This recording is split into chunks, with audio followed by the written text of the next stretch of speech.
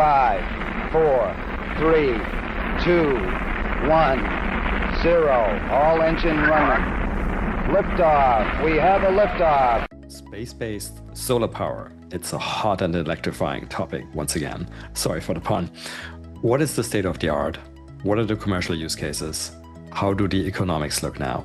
I'll dive into this and many more topics with my guest, Marc Berte, CEO and founder of Overview Energy. Enjoy. My name is Raphael Rodkin. I'm the founding partner of E2MC, Earth to Mars Capital, a venture capital investor in dozens of space startups worldwide, such as being a part-time podcast host. Just as a reminder, this podcast is for informational purposes only. It does not reflect any view by E2MC, and nothing should be taken as investment advice. Before we start, a quick favor. If you do enjoy this podcast, please leave us a 5-star review on your favorite podcast app, such as Apple or Spotify. It does help other people find the podcast. Now on to today's episode. Hey, space enthusiasts. Welcome back to another episode of the Space Business Podcast. My guest today is Marc Berte, and he's the CEO and founder of Overview Energy. Good morning or afternoon. Yeah. Well, good to have you here. Marc, the way we usually start is by hearing the elevator pitch on the company. Oh, terrific. All yours. Yeah. So Overview Energy is space solar energy. So this is collected in space, converted into something else, in this case, wide beam near infrared, beam it down to the ground to receive it and convert it back into electrical power. I always joke that it's a simple in concept, complex in execution. This has been looked at for many, many decades. Asimov wrote about space solar energy and space power beaming. What is unique about the Overview approach, it's wide beam near infrared from geo to existing solar projects. And those kind of, establish the Venn diagram of what this does. And it creates a system that is passively safe, economically feasible for powering significant fractions of the planet, distributable and directable, as in you can move the power beam wherever you want. And most critically, the infrastructure on the ground is existing large solar projects. So not only are the receivers already built, there's hundreds and hundreds and hundreds of them. And we can take advantage of that to provide economical power to a variety of places. Okay, cool. And so, like you said, the concept has been around for a long time. And unless I'm very mistaken, weren't there like sort of giant energy beams, space lasers in Austin Powers? I feel like Dr. Evil had like a giant space laser. Okay, so destroy Washington, D.C. and I think he called it like the Alan Parsons Project, whatever. It was kind of very funny. Is indeed. I think it was in the second movie. And yes, it was. He called it the Alan Parsons Project. And yes, I am bald like Dr. Evil, but I do have a beard, so I am different. But yeah, it was. Space lasers have always been an interesting feature in fiction. It's everything from Austin Powers to twice in James Bond movies, which is a lot. Something like, 8% of James Bond movies feature a giant space laser. And I think it's because space solar energy has always been in the realm of science fiction. I think it's because no one really realized a lot of the technologies had changed. So they were just kind of, replowing the same fields. Large scale microwave systems where the satellite is the size of Central Park and the receiver is equally large. And there was always issues with safety and efficiency and all of these things. And as launch started really getting cheaper, no one went back and reevaluated, okay, well, given where the state of technology is and where the state of launch is, are we going down the right path? And with Overview, we started from that question of what is the right path? If you're trying to do space solar energy, what is the right path? And if you don't mind, why space solar energy is there's only 5 ways that we're going to add planetary levels of electricity to the planet. And we have to do that. Over the next 25 years, we have to double, triple the amount of electricity we're making. And it's fission, fusion, terrestrial solar plus storage, maybe advanced geothermal, and space solar energy. And the last one was kind of this underinvested area. So really dug into that. And that's where the Overview concept, came from, is the answer to that question. Okay. And so, because my typical next question would be, how do you come up with this? Because it has been around for decades, what did get you personally involved with that? And it's totally fine to say it was Austin Powers and James Bond, by the way. It was not, in fact, Austin Powers. I did come at it from a much more prosaic point of view. However, if there are real genius, the movie fans out there, if you zoom in on the Overview satellite and look at the middle part, where the beam comes out and then we use a turning mirror to redirect the beam at the ground.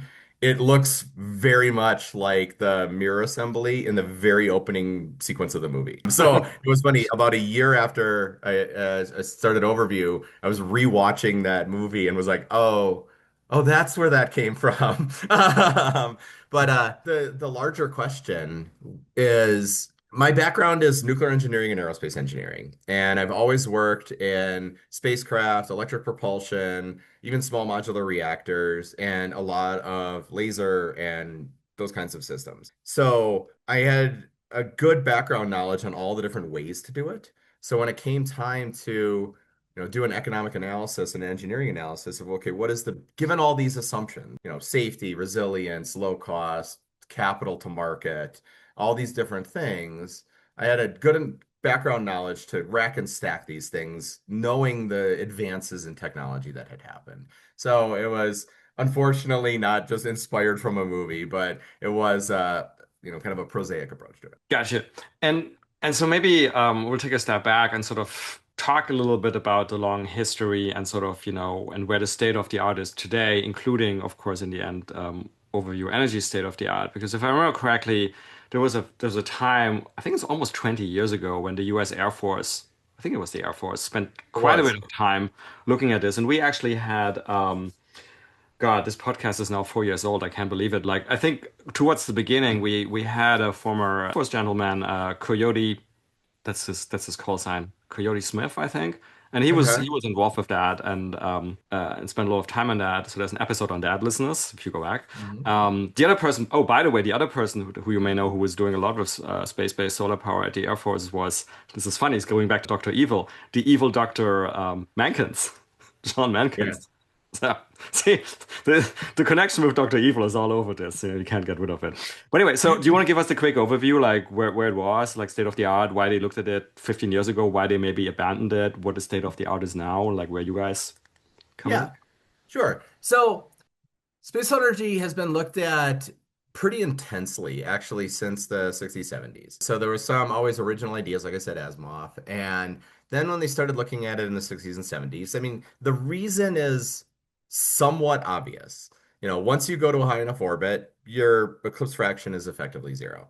So you have effectively 100% capacity factor for solar panels in space and way less than that on the ground. The Earth turns and is tilted. So they, at the time, like I said, 60s, 70s, the only way we could make any sort of electromagnetic wave efficiently was microwave, usually in the couple of gigahertz range. Well, if you do the math on that, you need to make a satellite that has a transmitting antenna that is, for all it makes no difference, kilometers across and similar or bigger size on the ground. The technical way, kind of figure of merit, is the product of the diameter in space to the diameter on the ground. And for microwave, it tends to be in the tens of kilometers squared.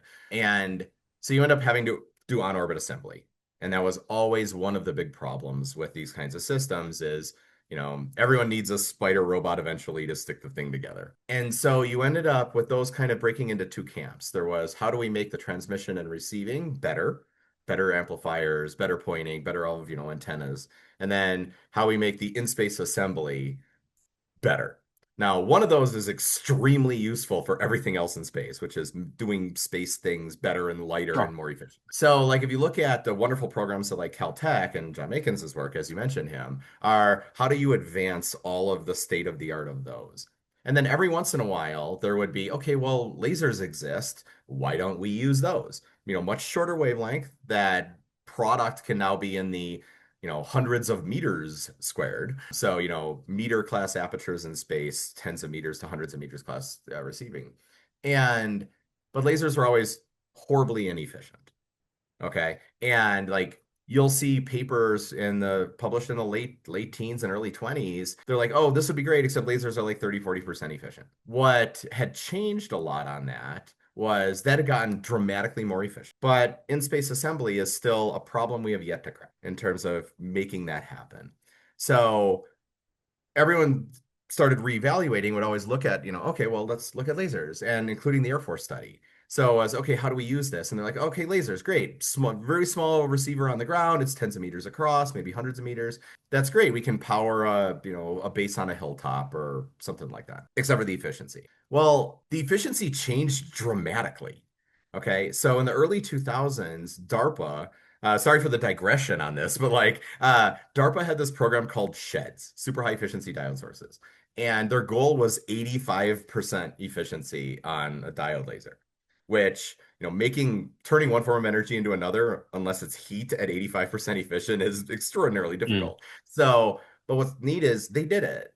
They did a whole bunch of physics and engineering, and that got them to like in the 70-75% range. And then they cooled the lasers down. That got them the remaining amount. So here you're sitting on an 85% efficient laser, but it has to run extremely cold. So because of that, no one cools lasers. It's not worth the refrigeration to do Right. that. Well, but if you had a satellite where one side always had to face the sun, the other side is facing deep space, and you can get things extremely cold. I mean, this is why the James Webb Space Telescope Yep. optics can be tens of Kelvin. So that was one aspect of this where one of the clues for me was, oh, well, if things are more efficient than we think, or than a lot of people are assuming, does that change the calculus? So as time moved on, you started getting more and more alternate approaches. So using lasers, using narrow beam lasers, and now using wide beam lasers.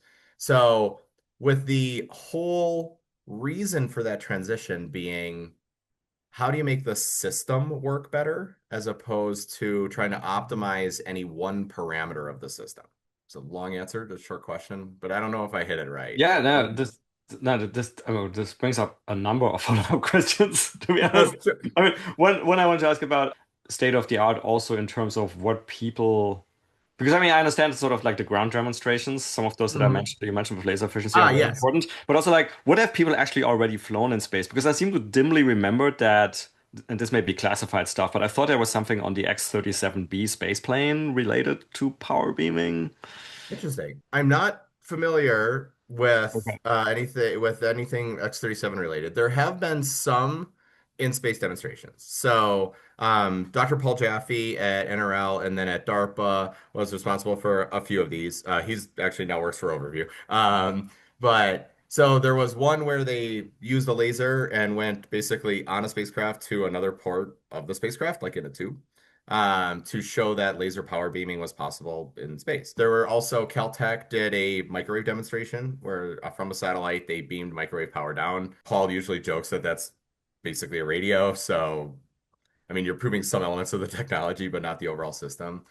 What you'll see a lot of over the years was less integrated tests. It was always, okay, here's a transmitter, here's a receiver, we transmitted some Hmm. power, great. Now in the days of UAVs, like it's okay, we'll have a ground transmitter and we'll power a UAV in flight.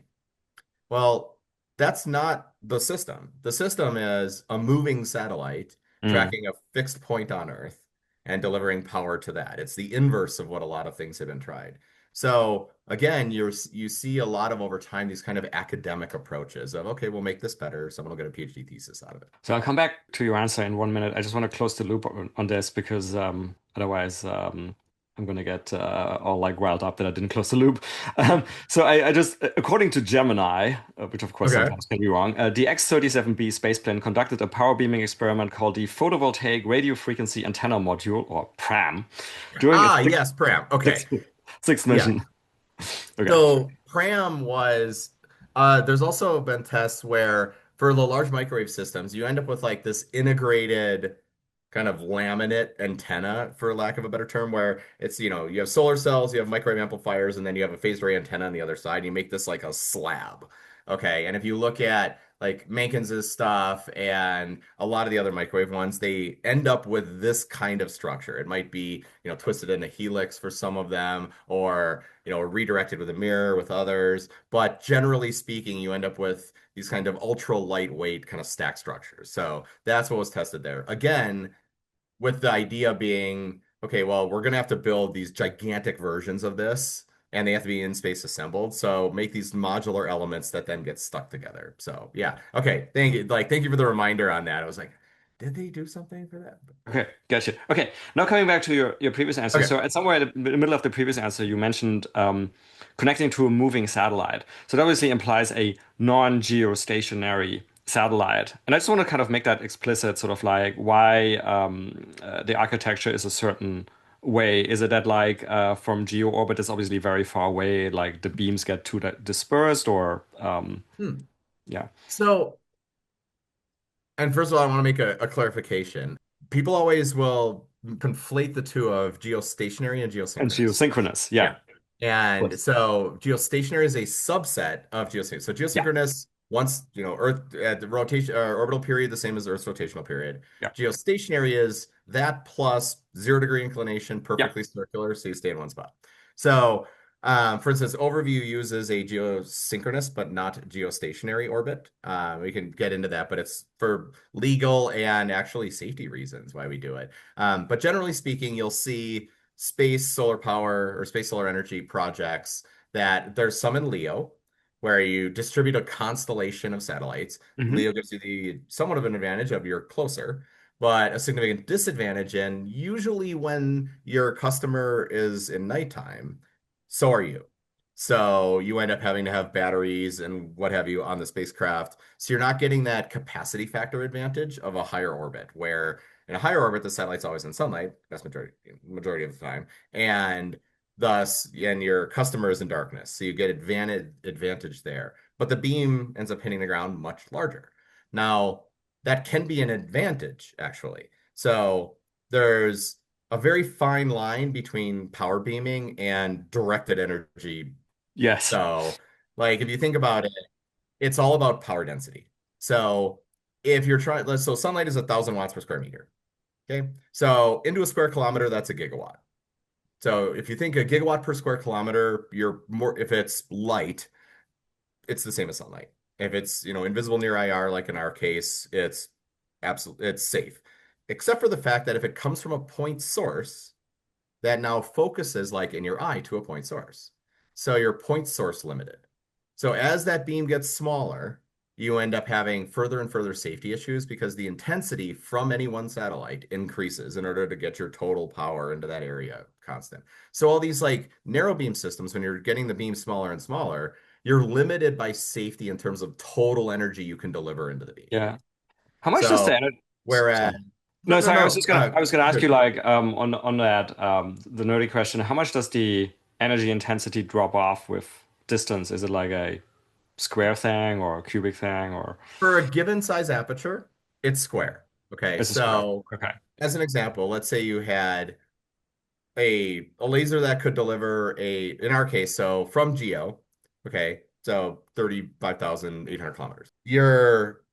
With our size aperture, you're delivering beams that are low single digit kilometers. Let's call it Yeah. 2 to 3. So if you were in Leo with that same aperture, which is about 50 centimeters, 20 inches across, the beam on the ground, if you were from Leo, would only be about 50 to 70 meters across. Okay. Yeah.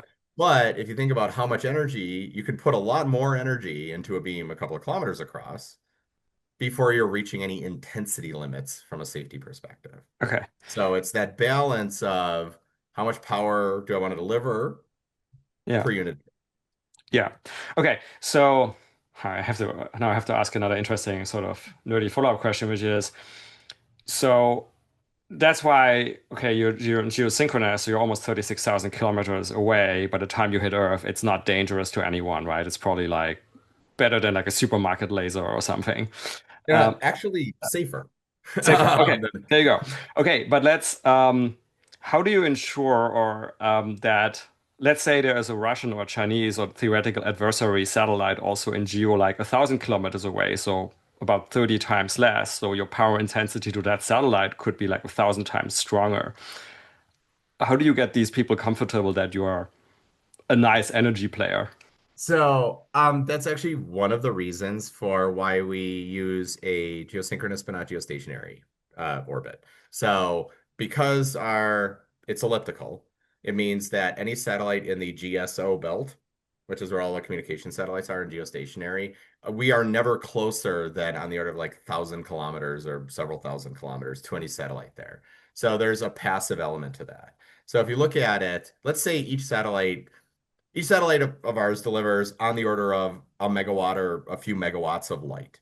And that drops into, on the Earth, an area of about 10 square kilometers. I'm Hmm. just using hypothetical numbers here. Hmm. Okay. Hmm. So you're looking at a tenth of a watt per square meter from the satellite.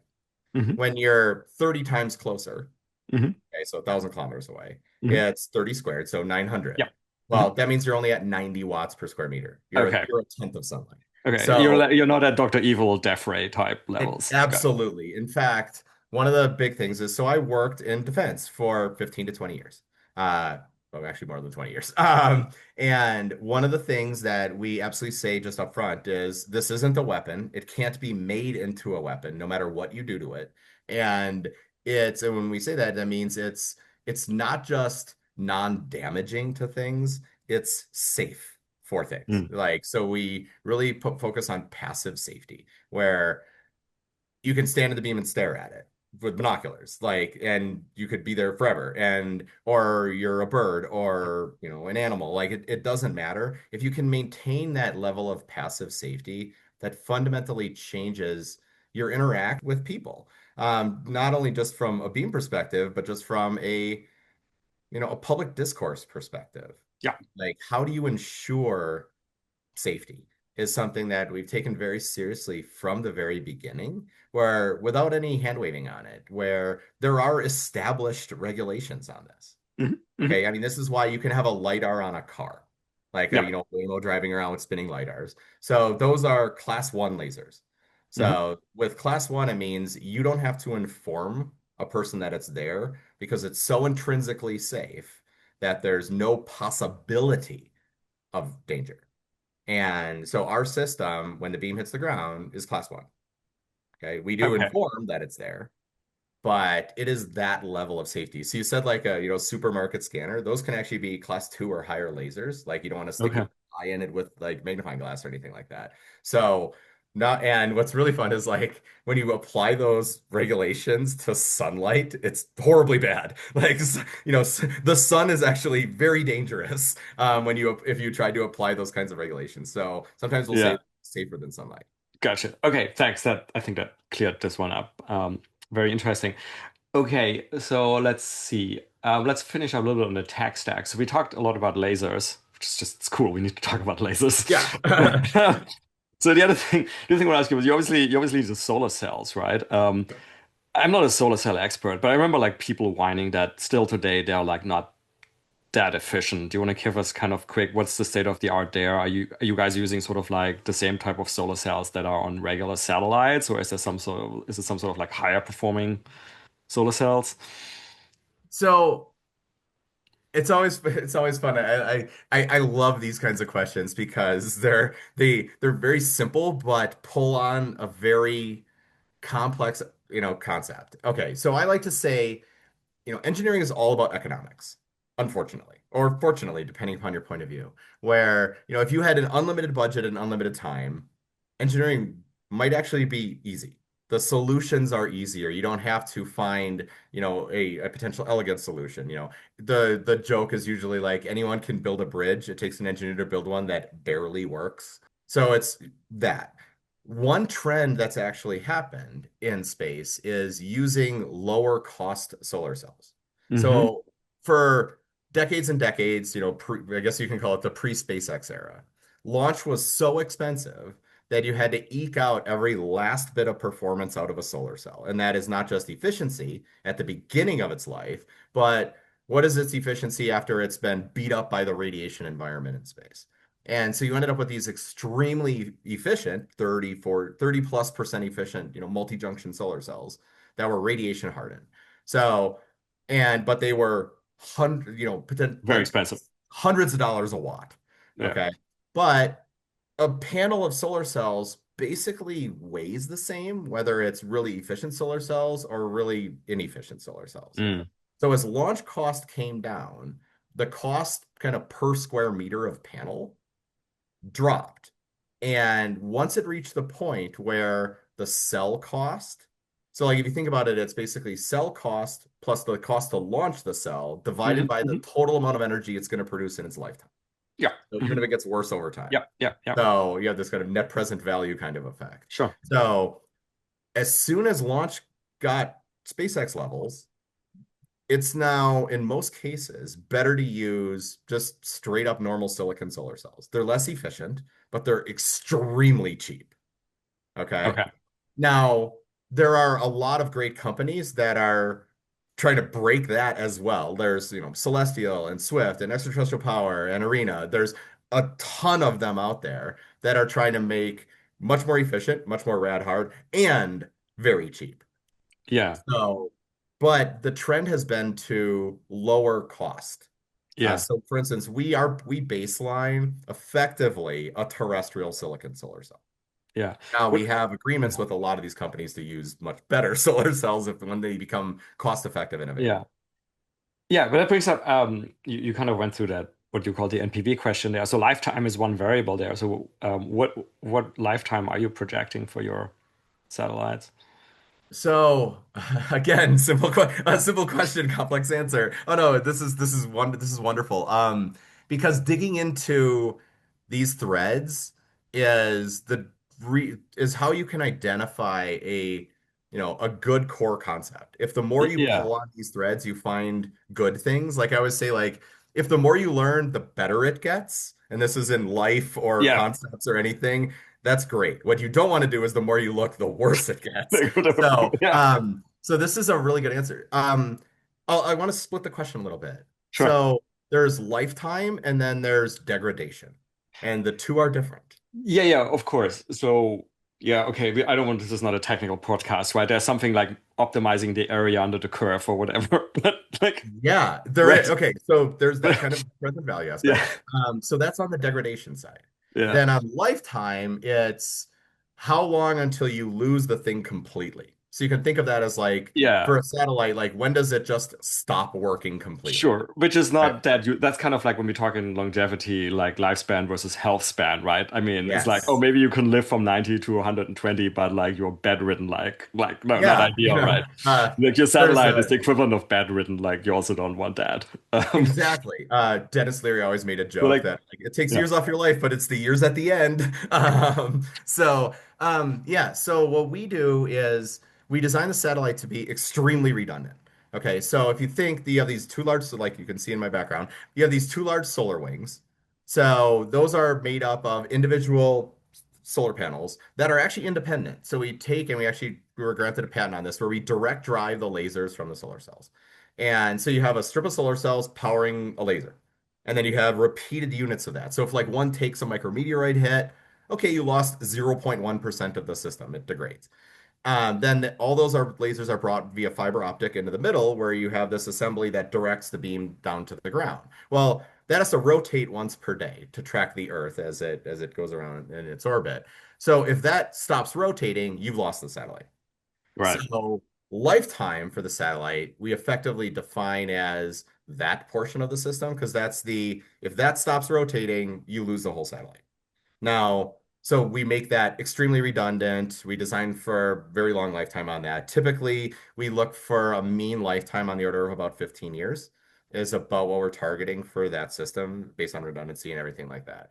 Now, and that's how you work that kind of lifetime question. But if the solar cells at that point, they've degraded a lot, but it's still producing and selling power until it. Yeah. Yeah, yeah. So the other related question is I just kind of like I'm interested in how you think about this as a CEO, where you have to take these types of decisions, right? How do you kind of deal with the question that so you can kind of make your projections based on the current solar cells you use about all of the things you just talked about, useful lifetime and so forth. How do you deal with the question like, okay, what happens if someone actually unexpectedly comes up with like a much fancier but still cost effective but much higher efficiency, I don't know, some perovskite or some sort of fancy solar cell which kind of would make your satellites comparatively less economic than maybe someone else who could launch similar things. So That's wow. That's like three questions in one. Yeah, sorry. Okay. I No, always no, do no, that. no. It's phenomenal. I'm like, we only have an hour. The real quick, and I'll attempt a quick answer to this. So we're actually cell agnostic. Like we're not vertically integrating the cells. We'll take anyone's solar cell as long as, the figure of merit of cost of cell times mass of panel divided by, total energy produced Yeah, over time, beat that figure of merit and we'll buy your cells. We'll buy all of your cells. And we'll buy gigawatts and gigawatts of your cells. So, and everyone is putting an enormous amount of investment into this. So what that means is as a CEO, like I don't have to. Like there are, I mentioned a bunch of companies earlier, and I apologize if I missed some of them, because there's a lot of extremely smart people working this problem. Well, that's great. Okay, that's solar cell manufacturing, and every single one of those companies, or if I forgot one and we haven't talked to you, please send me an email. We'll put up an LOI on this. But if someone comes up with something more efficient, and in fact, like we actually baseline an efficiency improvement over the next 5 to 10 years. And when those are available, we'll flow those into the manufacturing stream. As long as they can be mounted to something and put into space, yeah, they'll work. Okay. And in our direct drive concept, we have to change the total of cells in a string and stuff like that. But it doesn't change the cell. So to really answer your question is great. I encourage that. And as a CEO, what you want to do is if others are investing huge amounts of time and money into something, you want to leverage that as opposed to trying to replicate that. sure. So find those companies, make deals with them, and say, okay, like when you get to this point, great, we're your customer. And that's how you Yeah. sell them. Okay, that makes sense. Um, okay, let's see. Well, I thought I was done with the technical part. Now I thought of two more questions. This Oh is too much no. fun. Okay, then we get to the commercial part. I Okay. promise we get to like the meta deal and everything, which we have to talk about. Oh, Um, yeah. yeah, definitely. Don't worry. That's like 10 minutes out or so. On the tech side, though, I was curious. So, okay, we talked about lasers, we talked about solar cells. Is there any other part of the full system where I was curious about, is there something that you're not happy with? Something like, oh, I wish we had a better version of this and, our whole system would be so much better. You asked the classic investor question. Okay, it's I like can't hide it. what keeps you up at night? It's like okay. So I'm well rehearsed on this question, given that we are in the middle of a fundraise. It's the what keeps you up at night question. Like if you had, if I invested infinite money, what would you focus on? There's many ways to spin that. I think that my usual answer is integration is hard and space integration is hard, and that's where things break. It's the unknown unknowns.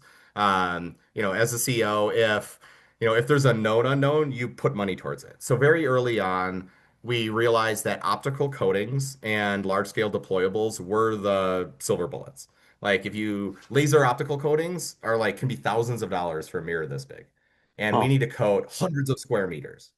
Okay, so how you get that coding cost down is something we attacked very early on, and we actually worked with a partner company to develop effectively like a 2 to 3 order of magnitude cheaper laser optical coating. So we can make laser mirrors that this big are $100 instead of thousands of dollars or even less.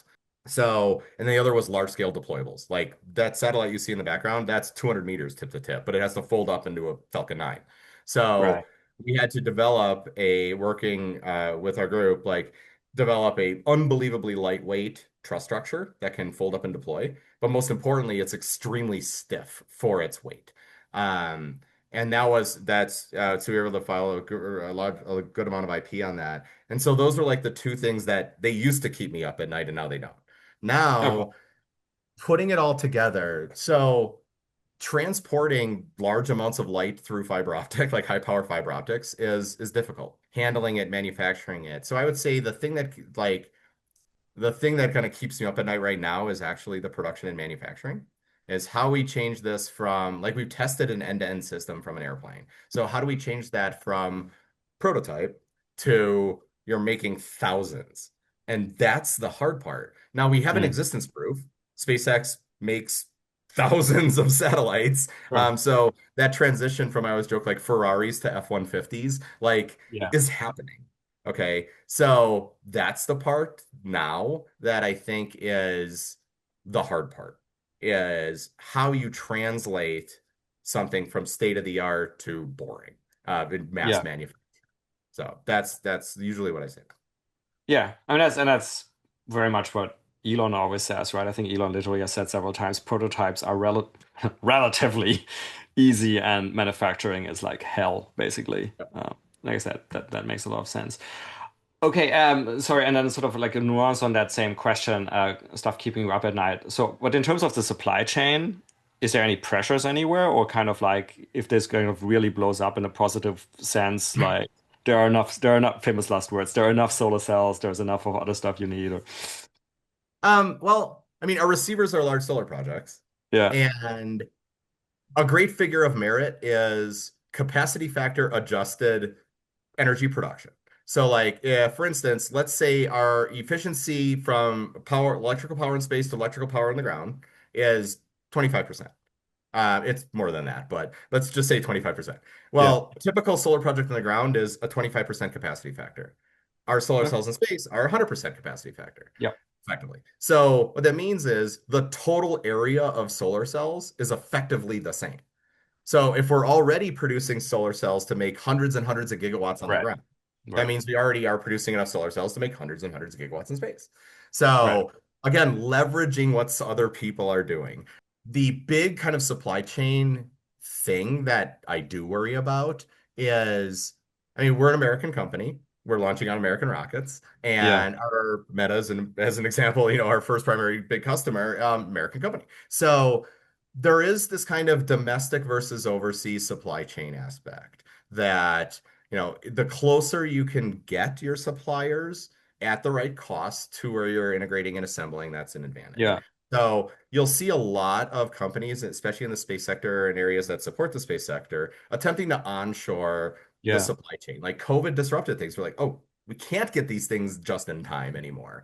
So we really look at that. So for instance, like our optics they're diamond turned aluminum. So the feedstock for that is aluminum. Like the supply chain for that is extremely robust. Solar cells, there are starting to be a lot more domestic manufacture of these, especially the advanced ones that we're talking about in the long run. And like we work with our suppliers on like the laser side and some of those key component sides to make sure that that supply chain is robust. But you're absolutely right, is like there can be bottlenecks, and what you have to do is very early on identify them. So in mm, that case, it's like solar cells, lasers, the things that you right, mentioned. Those are the critical pieces. And I think a lot of the launch companies are having to do this as well, of like, yeah. where do you get the parts from? Yeah, yeah, fair. Okay, so let's segue into sort of the commercial commercial side. Let's see how I can start this. Well, maybe this way. So when you first started thinking about how to serve, who you can give power to in a economically sensible way, right? Because for space-based solar power, right, I can imagine anything like the bandwidth of customers from, on the one hand, sort of defense customer and you beam power into an active theater, and there's probably almost no price sensitivity because, as far as I remember, I think in the Iraq War, the main reason of KIAs killed in action was basically soldiers guarding diesel transports to generate power, and they got blown off by like IEDs. So there's probably no price sensitivity, but like lower volume case. On the other end, of course, you serve something that's basically becomes what we call base load power. Very different price point. Like, how did Yes, you kind of very. how did you kind of survey that sort of commercial opportunity set and decide on where to go? It's I have like a chart on this, like in the pitch deck, which is I'm great. sure you do. Okay, so one of the really cool things to think about this is what do you want as a scalable product is something where you don't have to change it, but as you make more of it, it gets cheaper so that you can serve larger and larger markets.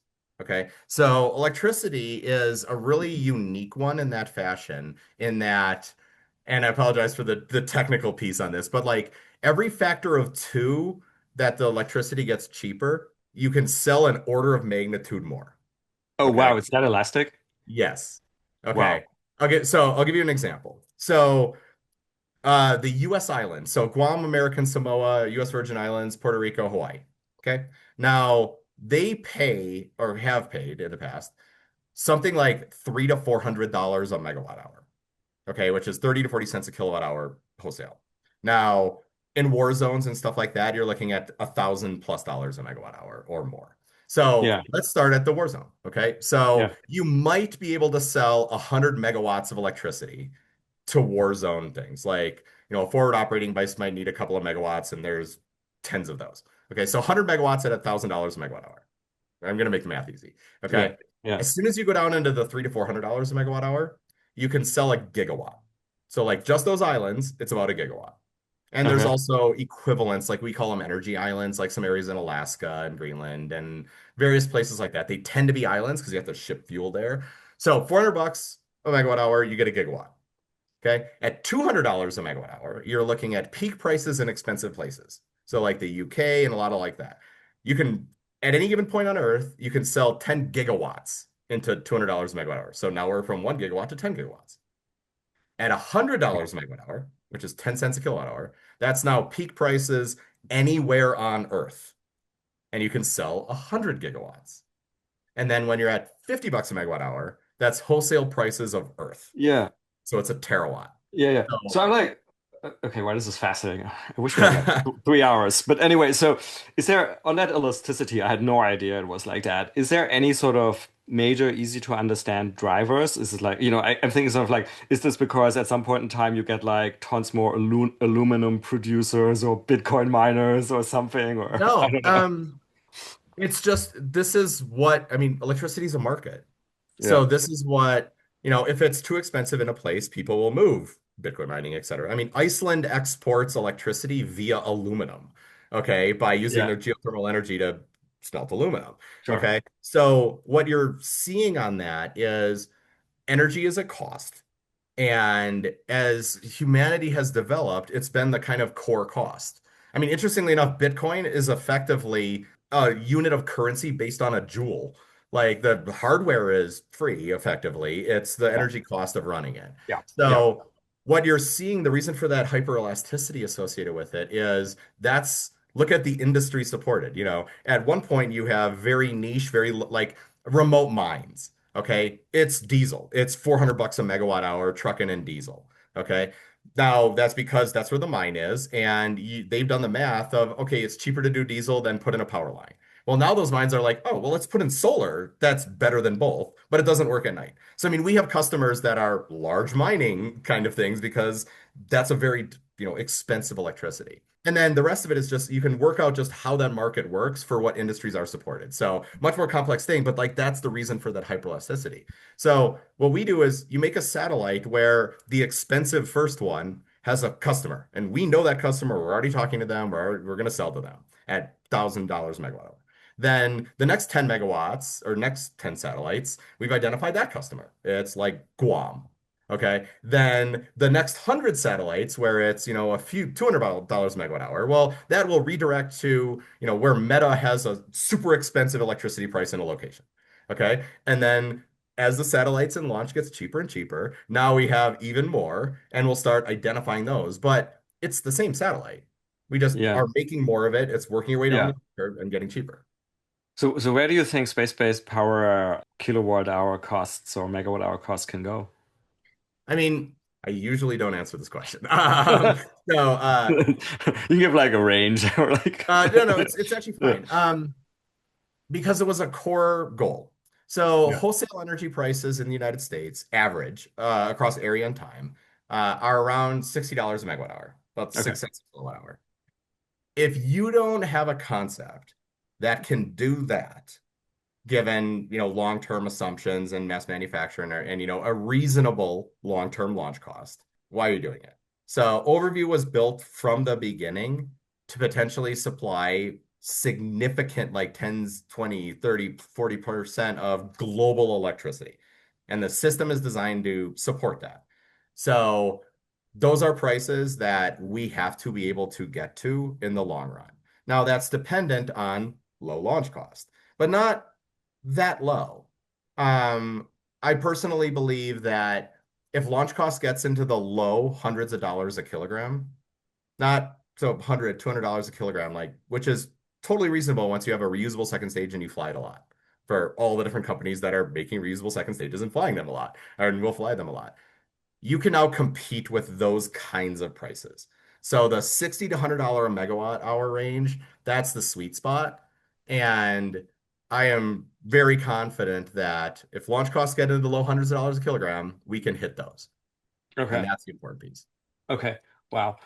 Okay, so we've talked about sort of like uses like the military at forward bases and Guam. We mentioned Guam a few times in the energy islands.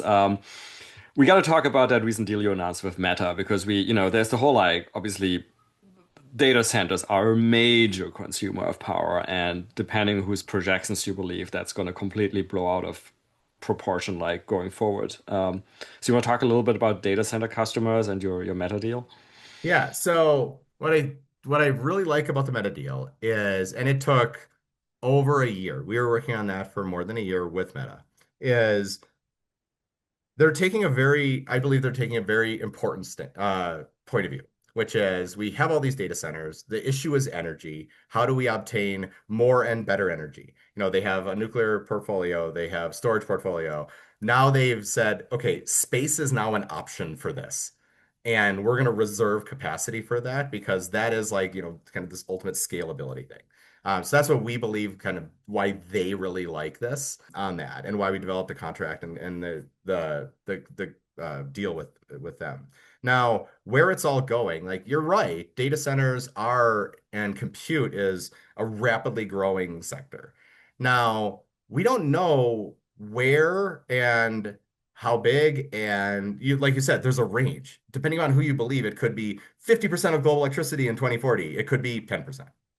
Now, that that volatility is one of the reasons why also the overview thing works very well for this. All we're betting on is that you're going to want more electricity somewhere because we can redirect it. A Yeah. single satellite can hit a third of the planet. We don't need to know where it is or for what it's used for. The solar on the ground is the fastest deployable power, like especially behind the meter. Like Meta has GPUs and tents next to a solar project Yeah. because the solar project's easy, the GPUs are easy. It's the power, it's the interconnection that's hard. So if you can just drop solar project in wherever you might need power or will, we have the flexibility to just redirect the beam to that. So that's really the key there is whatever it's used for, and it could be humanoid robots, it could be AI, it doesn't matter.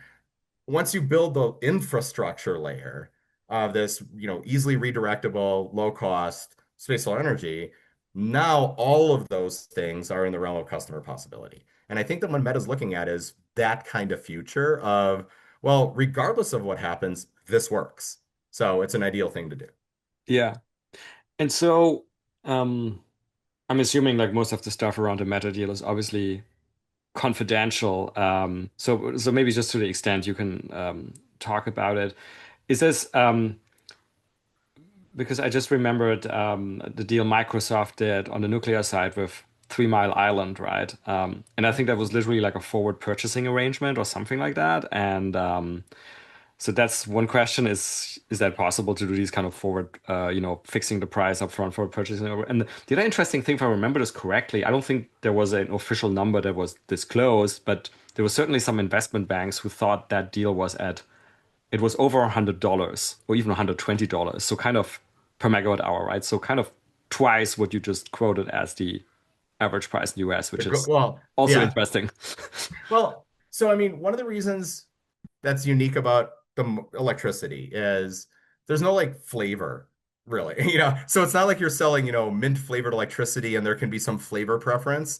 The only premiums or preferences on electricity are where, when, and environmental if under good conditions. Like if push comes to shove and you're trying to make margins, that part goes away first. Sure. So where and when and that's really the only thing people will pay a premium for. So and I don't know the numbers on the Microsoft deal, apologies, but like if they're paying a premium, it's because of access. Like if right now, if you want 200 megawatts to your data center in a new place and you want it this year, the marginal cost is infinity. Like you can't get it. The interconnect takes too long. So they're willing to pay a premium for where and when. Now, in our case, so with what I can comment, because Meta doesn't comment or publicly release contract details, and neither do we. What I can say is it's and you'll see this in the press release, it's a capacity reservation agreement. Okay, so this is they're reserving a chunk of capacity under some terms. Okay, now we actually like that arrangement because you're not locking in future market conditions. Okay, so like if I say, I could sell gigawatts at $10 a megawatt hour and just be like, hey, buy this. Well, I just locked in a loss. Now, if the market was a lot more than that. Yeah. So the reservation way that we're doing this, and we had to create a new kind of energy contract with Meta. Like no one no like this is the first of these types of agreements where no one knows how to price space solar energy. No one knows how what are the delivery terms? Like when does it cease to become overviews and starts becoming metas? Yeah. So we actually had to create like megawatt photon is the thing we sell. And those photons are overviews until they hit a surface, whether it's dirt or solar panel or whatever. Like we deliver a beam of some size to some place at some time with a total power of blank. Yeah. That's the product. And the delivery is when it hits something. Okay. Yeah. And that way, economic incentivization, like they want to maximize how much of that beam they convert, as an example. So, kind of to directly to get back to your question, the piece there is like there are those kinds of agreements. Some like if you know what it's going to be, like it's nuclear and you have it very price model, because when it was 3 Mile Island, that plant's been around Yeah. forever. Then that kind of forward purchase agreement makes very good sense.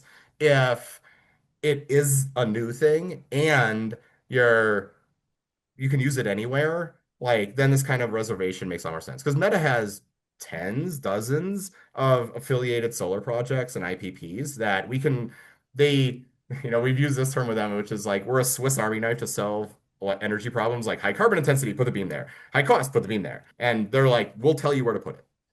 Okay. Okay, cool. No, thank you. Gosh, we're like running out of time, but this is just all too interesting. So I do want to kind of ask you a couple of things, make Sure. sure I don't ask you those. Do not ask you those. One is sort of kind of where you guys are now. What are like the upcoming milestones? So you mentioned aerial tests. When are you guys flying in space? And then what does the roadmap look like in space? Sure. So and my team would be bothered if I didn't say we are in the middle of a fundraise round, which is what pays for the next milestones. So we're in the middle of a Series A. Um, the next major milestone is our Pathfinder mission in space. So this is a low Earth orbit satellite because it's the most capital efficient way to prove stuff in space. And you can do it very quickly. So that's booked on Bandwagon 7, which is a SpaceX rideshare mission in approximately January 2028, so 20 months from now. That will test like one slice of this satellite. There it is. So it's a segment of the solar cells, a subscale but same number of joints and everything of the deployer, one element of all the optics like through the middle portion, and it'll prove all of the applications from space for this. Like it'll do power beaming, it'll point, it'll do all the necessary things. In parallel with that, we're building the long lead portions of the big satellite and working on the manufacturing aspects. So we're laying out production lines right now in terms of what that looks like. We're talking with real estate providers to be, okay, where is the production facility in 2028, 2029? So next step, Pathfinder mission that's already booked for 2028. Megawatts on grid, first launch of the big guys in 2030 is the current goal. And then scaling where all of our scaling models suggest that we're at multiple gigawatts before 2035. Okay, cool. So I think that was my last question on the business as such, and we have two traditional closing questions. Okay. One would Uh-oh. no, don't worry, this is all fun. One would be basically if you weren't doing overview energy, but there's obviously a lot going on in the commercial space sector at the moment. Is there something else that you think is like really interesting? I mean, I do a lot of not a lot nowadays. I do some consulting and advisory for space companies. So, and I also do a lot of diligence for investors in this area. So I like identifying. So like what I think high power propulsion, whether it be, chemical systems like chemical Hmm. stages, reusable upper stages. There's a lot of propulsion stuff out there. As we start looking at, MEO, GEO, cislunar space, propulsion is becoming a thing. Like, I mean, our long term, we're using electric propulsion to do our orbit rays because when you have a power satellite, you have all the power you want. So EP Sure. makes sense. Yeah. Okay. So like we talk with and work with a lot of EP companies. I think there's some very cool things happening there. And you can see a lot of folks leveraging the fact that EP is becoming much more, that's just how you do it. Especially some of the really big stuff like what K2 is doing and a variety of Sure. things like that. So I think if I wasn't doing overview, I would still be doing a lot of space stuff, but it would be what are the kind of power and propulsion architectures and how that, how do we advance that area? I think that's what I would be doing in the space sector. I try and help as many different companies as I can, whether Yeah. it be through overview or through other things. So there's so many things that like I wish I had 5 lives to do all of the Yeah. different. Yeah. I mean, you mentioned that your, if I heard this correctly, your original background is in nuclear, right? And there's obviously a lot going on around Yeah, space nuclear now. yeah. So I have in the past worked with quite a few small modular reactor companies. Current and then in the past just few years, there's a couple of fusion companies that I have a relationship with. I think that our end state energy mix is going to be all of the above. Okay. I was actually, I was on a call like just randomly to talk about some not related to either their project or ours with the one of the guys from Panthalassa over the weekend. Oh, Like, yeah, I love that. this That's is yeah, this is an all of the above thing. I mean, my yeah. background is nuclear, so I do a lot of fusion and fission stuff. But Yeah. I love the Panthalassa for the listeners if they're not aware. It's just closed the financing round. It's basically how would you describe that? Ocean-based floating data energy center. generation with I think they also do the compute right there, Yep. kind of converting wave energy. I was joking with a friend yesterday that maybe one of the biggest risks there is like giant krakens wrestling. I'm joking. I mean, mythologically. But yeah, so I think like to bring it back, like, it's all the energy things. Yeah. Like, and yeah, some background in nuclear engineering and aerospace. That's what overview. It's I do space stuff, I do energy stuff, so energy from space is an Yeah. obvious connection there. Okay, cool. And then so the last traditional question we always ask at the end is basically about favorite science fiction, and it can be, it can be book, TV series, movie. It doesn't have to involve space-based solar power. It can if you want. You already mentioned Isaac There are Asimov. very few of those. Yeah, In order to be consistent with all of the other like podcasts and interviews I've done where the people ask this question, I have a lot of favorites. The one that there are two that I've been talking about most recently with folks. Like this question came up at a dinner like 3 days ago. yeah. The two that I've looked at most recently, one I've read most recently was There Is No Anti-Memetic Division, which is science fiction quasi horror. It's weird, but very interesting. And the one that I've been talking about most with folks is Blind Sight by Peter Watts. That I think does have solar energy in it, if I remember. It's been a while since I. It has been a while. I don't remember that part. I Yeah, was, the whole like, intelligence without sentience part was the yeah, big thesis. Sure. That's And yeah, the the main part. characters in that were just amazing. So Yeah, I've actually had like 2 or 3 random conversations with folks just over the past like week or two about Blind Sight. So I would say that's right cool. now that's the one I'm talking about the most. Yeah, Blindside, Peter Watts, fully endorse that choice. I guess my final question then would be if we kind of string together as what else is interesting, what you're doing right now, and the science fiction. You're gonna build a Dyson sphere once like in the future at some point. You want to build a Dyson sphere? I mean, I think that's beyond definitely both of our lifetimes. I mean, and classically, the Dyson sphere was the Dyson swarm, and it Yeah, looks a lot like this, just hyper proliferated. I hope that humanity can someday reach those levels of civilization. And I think I think for a few decades, we weren't on that correct exponential curve. yeah, I think we are now yeah, with like all the things that are space, like the Overton window on space has shifted. Like yeah, just a few years ago, if you suggested space as a solution to a problem and it wasn't just, large scale communications, it wasn't real. yeah, Now we're looking at manufacturing and energy. We're looking yeah, at true yeah, infrastructure where the best analogy is it's trains. And like when trains were developed, it yeah, allowed cities. You could bring yeah, enough food into a city fast enough where a city could exist. What yeah, you're seeing right now is that. And that enabled the Industrial Revolution. Yeah. Like this infrastructure and low cost access, like these step changes in cost to in transport and infrastructure are what yield revolutions. The last time it was trains and then aircraft. Like it enabled just-in-time economics. It enabled FedEx. It enabled, ASML, like plane ASML transporting a whole lithography machine via aircraft because you need it right then. Yep. That is the next step. So we're now, I believe, on that curve to that kind of civilization. And I think we'll look back on 2020 through 2030 as when space changed, when it went from a bespoke thing Yeah. to another layer of infrastructure for humanity. Yeah. Yeah, fully agreed. If humanity doesn't figure out the Dyson sphere at the end, then probably the artificial super intelligence that's coming up will figure it out. The ASI will be like, stupid humans couldn't figure this out, but we need more power. We're building this Dyson sphere, and then all bets are More off. than likely, yeah, probably. Yeah. Mark, it's been an absolute pleasure. Good luck with everything you're doing at Overview Energy, and maybe we'll do this again like in a couple of years and see where things got to. Hopefully, we'll have a lot more before that. So, thank you so much for your time today. And that's it for another nominal episode of the Space Business Podcast. And once more, if you enjoyed this episode, please leave us a 5-star rating on your favorite podcast platform, such as Apple or Spotify. You can follow us on Twitter at podcast_space. We're also on LinkedIn under the Space Business Podcast.